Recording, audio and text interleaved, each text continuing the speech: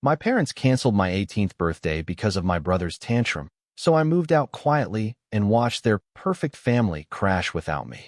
I, 18M, watched my parents choose my brother over me one last time. So I left and let their perfect family fall apart without me there to hold it together. The morning of my 18th birthday started like any other disappointment in my family. I woke up early, half expecting things to be different this time, knowing they wouldn't be. Mom had promised me 2 months ago that this birthday would be special. She'd said we'd finally do something just for me, that I deserved it after everything.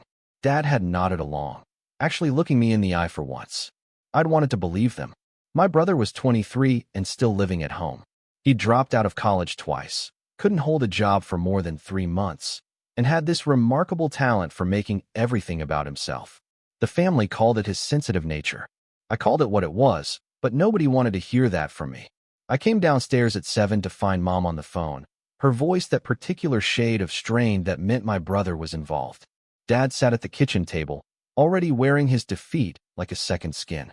The birthday banner I'd seen Mom hiding in the hall closet last week was nowhere in sight. Mom hung up and looked at me with those apologetic eyes I'd grown to resent. She told me my brother was having a crisis. He'd apparently had some kind of breakdown at his new girlfriend's apartment, and they needed to go get him right away. The birthday dinner was canceled. The small party with my few friends that afternoon was canceled. Everything was canceled because my brother couldn't handle whatever minor inconvenience had set him off this time. I asked her what kind of crisis. She got defensive immediately, saying I wouldn't understand, that my brother was going through something serious. Dad finally spoke up to say they'd make it up to me next weekend. We could do something special then. I'd heard that promise so many times it had lost all meaning. I told them it was fine. I said I understood. The relief on their faces made something inside me crystallize into a decision I'd been avoiding for months. They left within 20 minutes, both of them hugging me quickly, Mom saying she was so sorry, that I was being so mature about this. Dad slipped me $200, which was his way of handling guilt. After they left, I sat in the quiet house for maybe 10 minutes. Then I went upstairs and started packing. I'd been planning my exit strategy for a year, just in case. I had money saved from my part-time job at the hardware store, almost $8,000 that my parents didn't know about. I had my important documents in a folder I could grab. I had a friend from work whose older brother had a room to rent, cheap, and had told me months ago it was mine if I ever needed it. I packed methodically. Clothes, laptop, the few things that actually mattered to me. My guitar that I'd bought with my own money. The books my grandmother had given me before she died. I left behind anything my parents had given me in the last 5 years. It wasn't much. By noon, my car was packed. I'd always kept my car registered and insured in my own name. Another thing I'd done while preparing for a future I hoped wouldn't come. I left my key to the house on the kitchen counter. I didn't leave a note. What would I even say that hadn't already been said through 18 years of being invisible? I texted Mom that something came up and I was staying at a friend's house. She responded 3 hours later saying that was fine, asking if I needed anything. I said no. She sent back a heart emoji. That felt about right. The room I moved into was small, but it was mine. My landlord, an older guy named Steve, asked if everything was okay when I showed up with my entire life in garbage bags and boxes. I told him I just needed a change. He didn't push. I didn't tell my parents where I was. When Mom finally called 2 days later asking when I was coming home, I told her I'd found a place and moved out. The silence on the other end lasted so long I thought the call had dropped. Then she asked why I would do this, what had happened. Was I mad about the birthday thing because they were planning to reschedule? I told her I wasn't mad. I said I was 18 and it was time I lived on my own. She started crying, asking where I was, saying this was crazy and I needed to come home so we could talk about it. I told her I'd come by for my remaining things when they were out of the house. She put Dad on the phone. Dad tried the stern approach. He said I was being irrational and throwing a tantrum. He said I was acting like a child.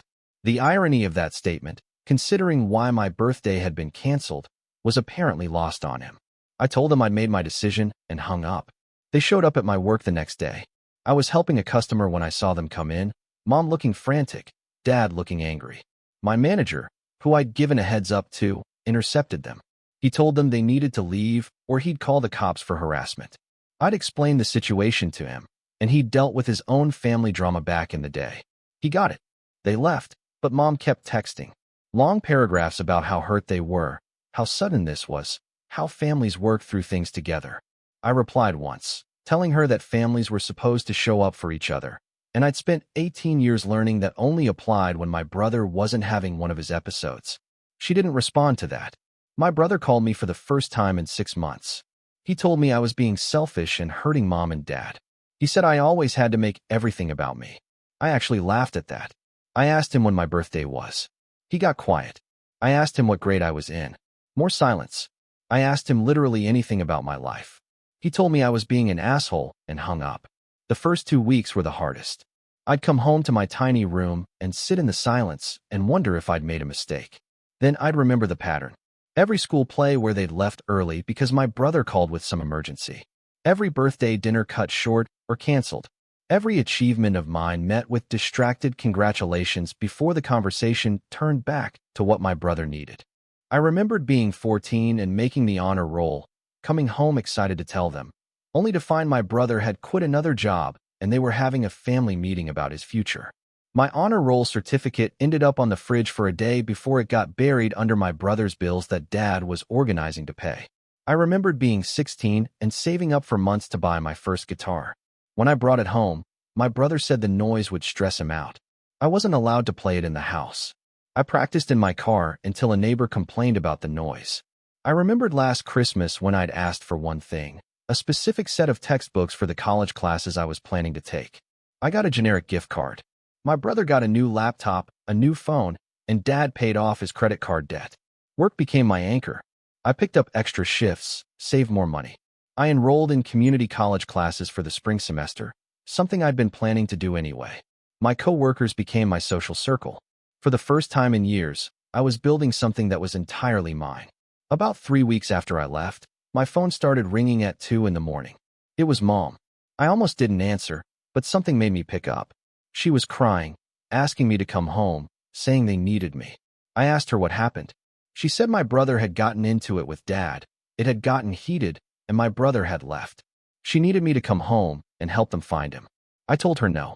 The word felt foreign in my mouth when speaking to her. She asked me to repeat myself. I said no, I wasn't coming back to help clean up another one of my brother's messes. She told me he was my brother and I should care about him. I said he'd never cared about me. None of them had. Not really, and I'd finally accepted that. I hung up while she was still talking. My brother came back on his own 2 days later. Mom texted me to let me know he was safe, as if I'd been worried. She added that the family was falling apart without me there. I didn't respond. The thing about being the invisible child is that you learn to make yourself useful. You become the one who keeps the peace, who smooths things over, who picks up the slack. I'd been doing it for so long I hadn't realized it was happening. I was the one who remembered to buy Dad's favorite coffee when we were running low. I was the one who helped Mom with dinner every night while my brother was in his room. I was the one who mowed the lawn and took out the trash and made sure the bills on the counter got mentioned to Dad before they were overdue. Without me there, all those little things started to pile up. Mom complained in her text that no one was helping around the house. Dad apparently asked where his good coffee was and got upset when Mom snapped at him. My brother, predictably, contributed nothing.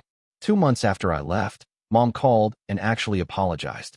She said she was sorry about the birthday, sorry for not seeing how much I'd been doing, sorry for taking me for granted. She begged me to come to Sunday dinner so we could talk as a family. She promised things would be different. I went. I don't know why. Maybe part of me still wanted to believe things could change. The dinner was awkward from the start. My brother sat there on his phone, barely acknowledging me. Dad tried to make small talk, asking about work and school. Mom kept trying to create this warm family atmosphere that had never actually existed. Halfway through the meal, Mom brought out a small cake with candles on it. She said they wanted to finally celebrate my birthday properly. My brother looked up from his phone and made some comment about how this was ridiculous, how it wasn't even my birthday anymore. Mom told him to be nice. He said he was just being honest, that everyone was acting like I was some victim when I was the one who'd abandoned the family. Dad told him to drop it. My brother stood up and said he was sick of everyone walking on eggshells, that I'd always been dramatic and they were just feeding into it. I stood up too. I told my brother that for once in his life, he should consider shutting up and letting someone else have a moment. He laughed and said I was proving his point. Dad told us both to calm down. I looked at Mom, at the stupid cake with its candles burning down, and I realized nothing had changed at all. This wasn't an apology. This was them wanting their built-in helper back. I told them I was done. Mom asked what I meant. I said I was done pretending we were a normal family. I was done being the emotional support system for people who'd never supported me. I was done watching them bend over backward for my brother while I got the scraps. Dad said I was being unfair. I asked him if he even knew what I was studying in college. He didn't answer. I walked out. Mom followed me to my car, crying, asking me not to do this. She said she loved me. I told her love was supposed to be more than a word you said. It was supposed to be shown through actions, through choices, through showing up. They'd had 18 years to show up for me, and they'd chosen not to every single time it mattered. I stopped answering their calls after that. I blocked my brother entirely. Mom and Dad, I let go to voicemail. Eventually, the calls became less frequent. 3 months after I moved out, I heard through a family friend that things had gotten bad at home. My brother had gotten fired from yet another job and was refusing to look for a new one. He and Dad had gotten into a massive fight. Mom was stuck in the middle, stressed and overwhelmed. The house was apparently a mess. They were all miserable. The family friend asked if I was planning to help them out, maybe move back in to smooth things over. I said no. She looked at me like I was being cruel. I told her I'd spent 18 years helping, and it had gotten me nothing but forgotten birthdays and canceled plans. I was done setting myself on fire to keep them warm. Spring semester started, and I threw myself into my classes. I was studying engineering, something I'd always been good at, but never had time to focus on because I was too busy managing everyone else's crises. I made the dean's list. I called my grandmother's sister, my great-aunt, to tell her. She cried happy tears and said my grandmother would have been proud. She was the only family member I still talked to. My great-aunt told me that my parents had called her asking if she knew how to reach me. She'd told them she did, but that she wasn't going to give out my information without my permission. She asked if I wanted her to pass anything along. I said no. 6 months after I left, Mom showed up at my work again. My manager started to intervene, but I told him it was okay.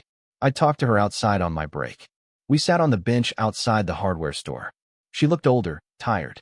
She told me that Dad had finally kicked my brother out after he'd refused to get a job for 4 months straight. My brother was couch surfing with friends, calling them constantly asking for money. She said the house felt empty without either of us there. She said she missed me. I asked her what she missed. She looked confused. I clarified. I asked if she missed me specifically, or if she missed what I did for them. I asked if she could tell me anything about what I was doing with my life now. She admitted she couldn't. I nodded. I told her I'd made a life for myself. I was doing well in school. I had friends. I had a job I liked. I had peace. I told her I'd finally figured out what it felt like to not be anxious all the time, to not be waiting for the next crisis to derail everything, to not feel like I was constantly fighting for scraps of attention and affection. She started crying and said she was sorry. She said she knew she'd failed me. I told her I appreciated her saying that, but sorry didn't fix 18 years. She asked if I could ever forgive them. I said maybe someday, but forgiveness didn't mean letting them back in. It just meant I'd stop being angry about it eventually. She asked if I'd consider coming to family therapy with them. I told her I'd think about it, knowing I wouldn't. She hugged me before she left. It felt like hugging a stranger. I didn't hear from them for a while after that. My great-aunt told me my brother had finally gotten a job and an apartment. She said Mom and Dad were going to therapy on their own, trying to work through things. She said they talked about me sometimes, about their regrets. I told her that was good for them. My second semester, I met someone. She was smart and funny, and when I told her about my family, she didn't try to convince me to reconcile. She just listened and said it sounded like I'd made the right choice for myself. That was when I knew I'd found something real. It's been a year now since I left. I'm 19, doing well in school, working toward my degree. I have my own life, my own space, my own peace. Sometimes I think about my family, about what could have been different if they'd just seen me as more than the background character in my brother's drama. But mostly, I don't think about them at all anymore. And that's how I know I made the right choice. I watched their perfect family crash without me there to hold it together, and I didn't lose any sleep over it. Because it turns out the only person I needed to save was myself.